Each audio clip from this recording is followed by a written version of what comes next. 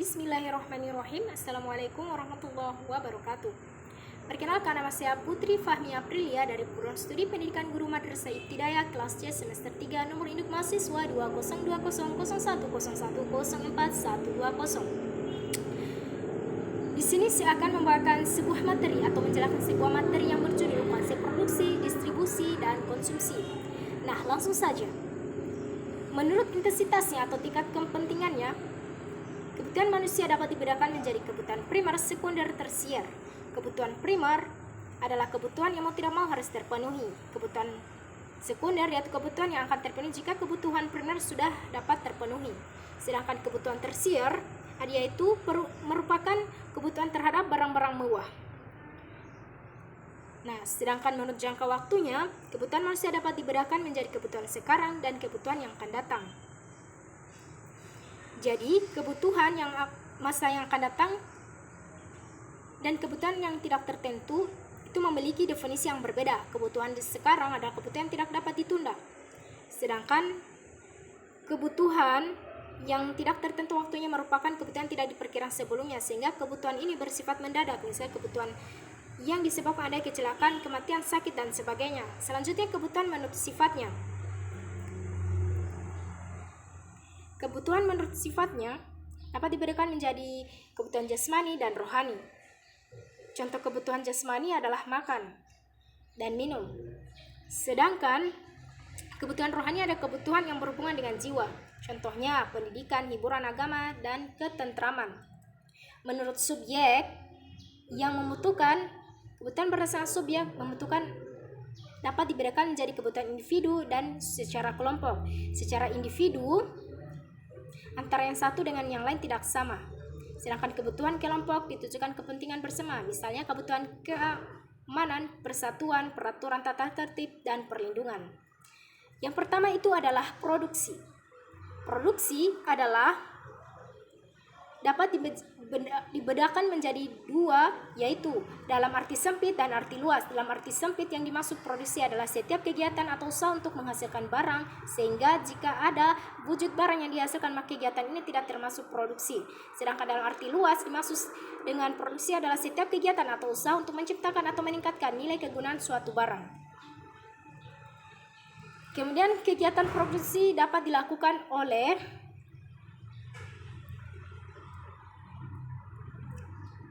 kegiatannya dapat dilakukan secara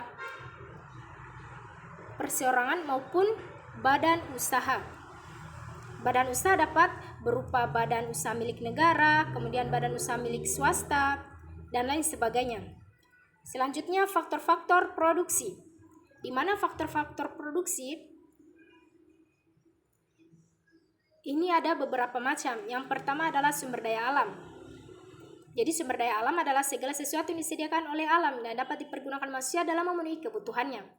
Selanjutnya, sumber daya alam ini terbagi menjadi dua, sumber daya alam yang dapat diperbarui dan tidak dapat diperbarui. Jadi sumber daya alam yang diperbarui yaitu kekayaan dapat diremajakan atau diusahakan kembali, sedangkan sumber daya alam yang tidak dapat diperbarui yaitu kekayaan alam yang tidak dapat diremajakan atau diusahakan kembali. Selanjutnya, kedua tadi sumber daya manusia. Yang dimaksud dengan sumber daya manusia adalah kemampuan atau usaha manusia baik yang berupa jasmani maupun rohani. Nah, kemudian sumber daya modal. Di sini adalah segala daya atau barang yang dihasilkan untuk dipakai menghasilkan barang atau jasa selanjutnya. Nah, di sini dibedakan menjadi dua, yaitu modal sendiri dan modal asing. Di mana modal pribadi adalah modal yang digunakan untuk menghasilkan barang dan jasa untuk memenuhi kepentingannya sendiri. Sedangkan modal masyarakat atau modal asing itu modal yang dipergunakan untuk memenuhi kebutuhan masyarakat, misalnya modal untuk membangun jembatan, jalan raya, rumah sakit, dan sebagainya. Selanjutnya, keterampilan penguasa. Nah, di sini dibedakan menjadi tiga ya. Untuk memperluas produksi dapat dilakukan dengan cara Di beberapa cara. Yang pertama itu adalah ekstensifikasi, adalah meningkatkan produksi dengan cara menambah atau memperluas faktor produksi yang digunakan. Sedangkan intensifikasi adalah meningkatkan produksi dengan cara meningkatkan produktivitas tanpa menambah faktor produksi. Diversifikasi merupakan usaha meningkatkan produksi dengan cara menambah jenis hasil produksi. Selanjutnya, distribusi. Distribusi adalah semua kegiatan untuk menyalurkan atau memindahkan barang atau jasa dari produsen ke konsumen. Produsen adalah merek yang menghasilkan barang atau jasa, sedang konsumen merek yang menggunakan atau memakai barang dan jasa. Jadi fungsi distribusi yang pertama adalah menyalurkan barang-barang dari produsen ke konsumen dan membantu memperlancar pemasaran sehingga barang-barang yang dihasilkan produsen dapat segera terjual kepada konsumen. Selanjutnya, saluran distribusi. Menurut Vernon dan Jackson, sebagaimana dikemukakan oleh Winata Putra, jenis saluran distribusi berdasarkan intensitas dibagi menjadi 3. Bentuk intensif yaitu jenis saluran yang memanfaatkan banyak pedagang besar dan kecil. Bentuk selektif yaitu jenis distribusi yang hanya memanfaatkan beberapa grosir dan sejumlah kecil pengecer. Selanjutnya, bentuk eksklusif yaitu saluran distribusi yang hanya melibatkan satu perantara dalam lingkungan masyarakat tertentu untuk menangani produk. Nah, selanjutnya